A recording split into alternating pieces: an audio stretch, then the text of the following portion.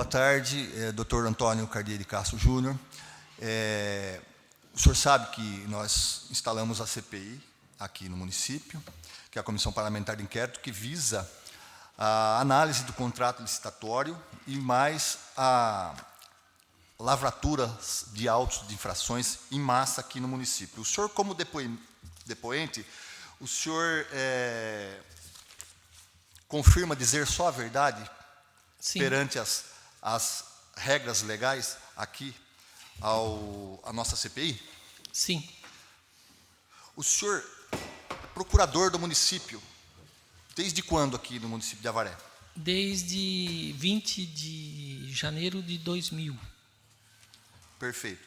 Doutor Cardia, o senhor participou da análise do contrato licitatório entre a empresa Talentec e a Prefeitura Municipal de Avaré?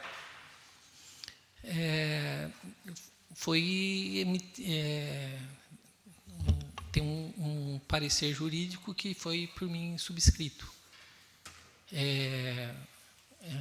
analisando apenas aspectos formais da licitação. Tem algumas questões de natureza técnica, não fazem parte do parecer jurídico. Perfeito. Doutor Cardia, no início dos trabalhos da nossa CPI, a CPI 001/2023, resolução 451/2023, nós tivemos um enfrentamento aí de um mandado de segurança impetrado pelo prefeito municipal. O senhor tem conhecimento disso? Haja vista que o senhor não foi o autor dessa propositura perante a justiça local? Eu tive conhecimento pela imprensa. O senhor, como procurador, o senhor não tinha conhecimento mais aprofundado, então, desses detalhes da impetração desse mandado de segurança? Não tinha. Provavelmente, se houve aconselhamento, deve ter sido através da Procuradora-Geral. A doutora Ana Kraut. Ana Curiati. Sim. Quantos são os procuradores aqui do município, atualmente? Atualmente somos em 8. Recentemente foram empossados mais 2 procuradores que a gente era, até 2 meses atrás, éramos em 6. E a atribuição para analisar contrato licitatório, vocês têm divisão de tarefas, de atribuição nesse sentido, doutor Cardia? O departamento de licitação a bem da verdade, é um departamento que nenhum procurador gosta de trabalhar. Porque, na minha opinião, precisaria de uma pessoa de dedicação exclusiva para aquele departamento, que tenha uma especialização na condução desses trabalhos. E hoje, com a entrada do Dr. Maurício, ele está exercendo quase que com exclusividade as atribuições no departamento de licitação. Então, assim, sob o ponto de vista administrativo, isso eu acho que é muito salutar.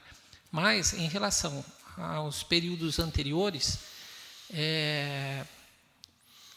assim, todos os procuradores procuravam, dentro do possível, não ser indicado.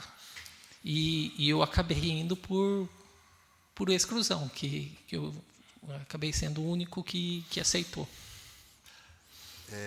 Doutor Cardia, então o senhor quer dizer que a Procuradoria atua nesse tipo de trabalho de maneira precária? É isso? Não, é que até alguns anos atrás havia um cargo de advogado, assessor jurídico das licitações.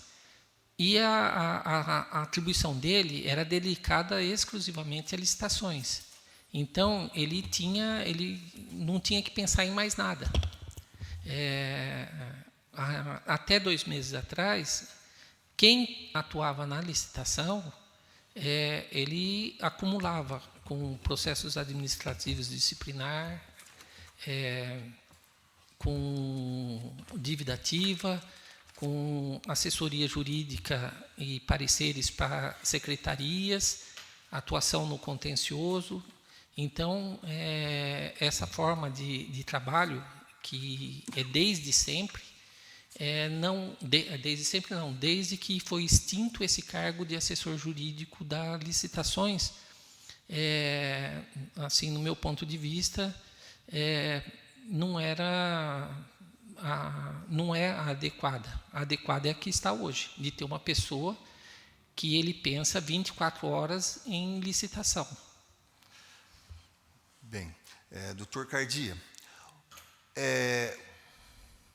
com tudo o que ocorreu, está ocorrendo, nessa forma licitatória, o senhor não acha que o senhor poderia dar um parecer opinativo para que tivesse uma audiência pública aqui quanto à instalação desses equipamentos medidores de velocidades, antes de iniciar os trabalhos, a concretização do contrato licitatório? O que o senhor tem a dizer a respeito disso? Eu acredito que é uma possibilidade, mas, assim, dentro do dia a dia da licitação, esse procedimento acaba sendo apenas mais um dentre 10, 12, às vezes 15 processos que a gente analisa no dia. Então, a gente acaba se limitando a analisar apenas a legalidade. Então, tem algumas formalidades que têm que ser cumpridas. Essas formalidades é o que a gente verifica. A gente acaba não se estendendo além do essencial. Essa parte acaba ficando dentro de uma margem discricionária do executivo,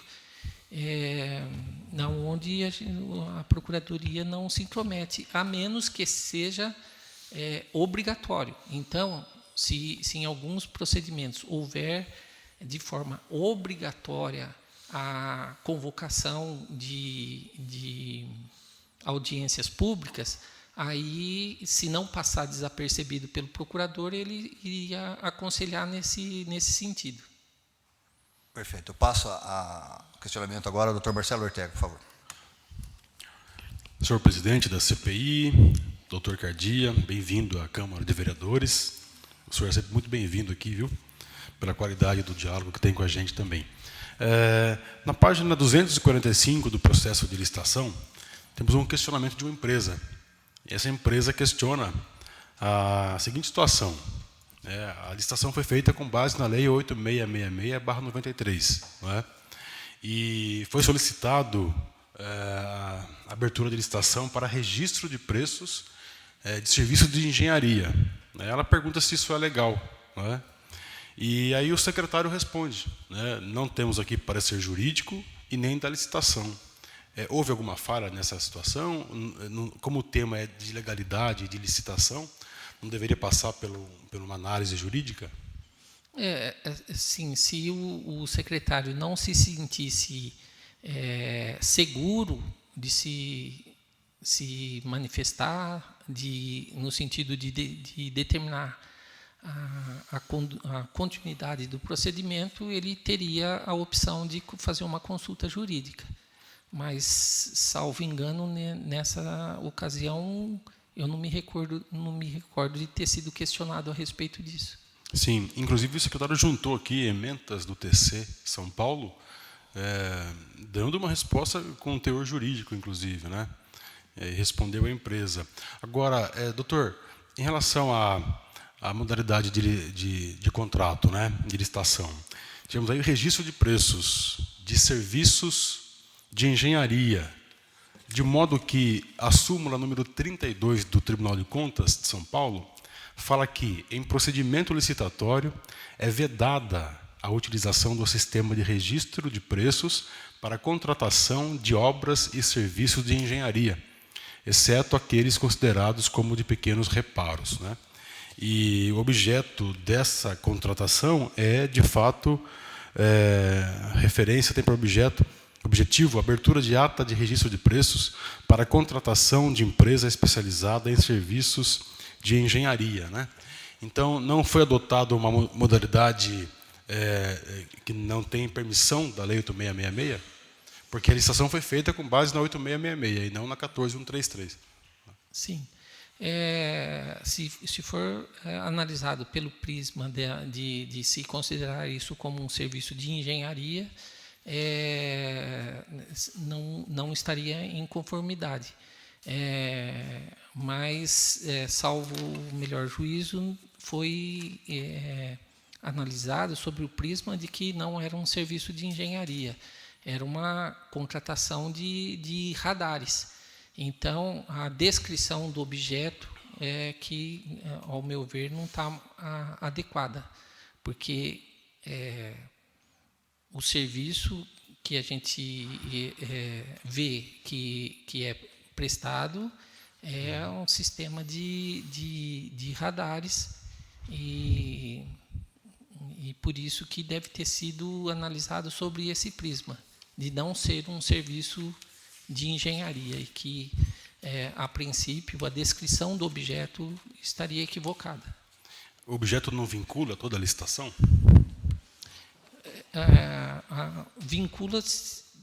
Vincula se ele estiver correto. Acho que deve ter havido uma falha ao não ser destacado no parecer que foi dado quando da contratação, que inclusive não foi a primeira análise foi dado por um colega meu, não foi por mim. E quando foi feita essa primeira análise, ele me parece que passou desapercebido essa análise, essa observação que poderia ter sido feita, que o serviço que estava sendo contratado não era um serviço de engenharia e que demandava uma correção na descrição sumária do objeto, porque na descrição detalhada aí me parece que não se trata de um serviço de engenharia. Doutor, nos itens do contrato temos serviços de engenharia, equipamentos e também softwares, né? São 3 itens numa só licitação. E temos aqui também algumas situações em relação aqui, ó. O item 7 e 8 são licenças, né? E foi licitado o valor mensal e valor para 12 meses. Aí, desta forma, teríamos 12 meses de licença do software. Como é possível celebrar um contrato de 30 meses? Então, na licitação, 12 meses de licença de software, mas foi contratado 30 meses. Chegou até o senhor essa informação, esse questionamento? Não. É meio complicado ficar analisando, dando meu ponto de vista pessoal em relação a alguma questão de planejamento, mas acredito que deve ter sido levado em consideração a possibilidade de prorrogação.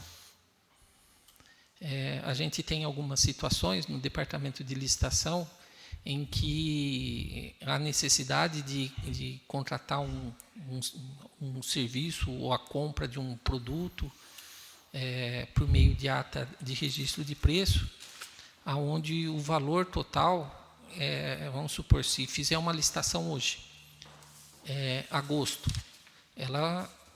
um contrato de 12 meses, ela vai valer até agosto do ano que vem. Então, existem situações que, inclusive em relação à dotação orçamentária, é feita a previsão apenas até dezembro.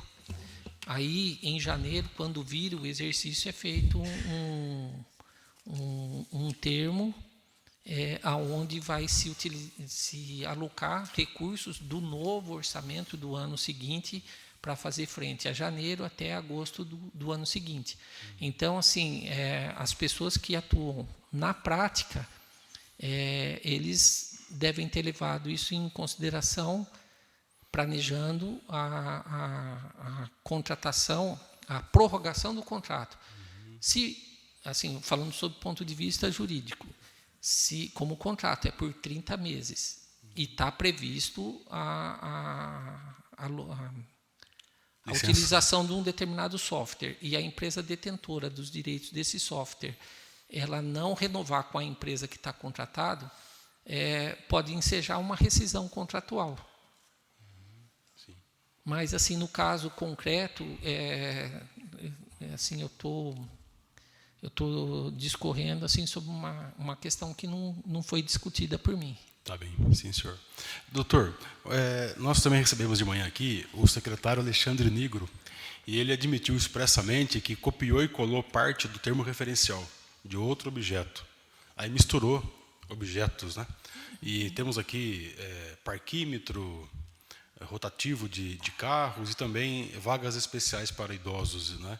Então não tem muito a ver com o objeto. E ele, ao analisar aqui, folheou inclusive o processo, ele admitiu, e isso publicamente, expressamente, está registrado inclusive em áudio, que ele copiou e colou parte do termo referencial. E ouvindo o senhor Rodrigo e também o senhor João Quevedo, de compras, eles disseram que é comum na prefeitura um filtro desse termo referencial, né? Então, se tiver alguma falha, devolve para poder corrigir e tal. E além de compras, também é feito um filtro, segundo o João, segundo o Rodrigo, né, na licitação, né?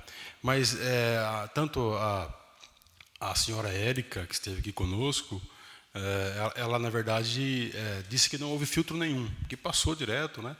Até as empresas que receberam o termo referencial para fazer a proposta financeira da licitação também não questionaram essas disparidades, né? Já que são objetos diferentes insertos num texto, né, desse termo referencial. O senhor também teve conhecimento disso? Alguém apontou para o senhor que havia uma mistura de objetos no termo referencial? Não, como eu falei, a primeira análise do edital, se estava correto ou não, se não foi feito por mim. Eu passei a atuar somente na fase em que já, se eu não me engano, já havia a contratação. Eu acho que o meu primeiro parecer já é a respeito do contrato, que aí já teriam passado todas as fases práticas da contratação. Tá. Em relação ao pacote que foi feito, né, todos os itens numa só licitação, de forma global, o senhor acha que esse foi acertada essa decisão? Então, com relação ao conjunto de itens numa licitação, a gente tem duas situações que andam assim numa linha muito tênue, que se de um lado pode se caracterizar a aglutinação e de outro lado pode caracterizar uma divisão excessiva, principalmente quando envolve software, os diversos softwares não se conversam entre si. Então, sob o ponto de vista técnico, é permitido a junção de itens que sejam essenciais e que não seja viável contratar em separado, né? Mas isso daí depende de um conhecimento técnico do funcionamento do que está sendo contratado. E assim, eu confesso que eu não tenho esse conhecimento técnico para dizer se o que está sendo contratado exige essa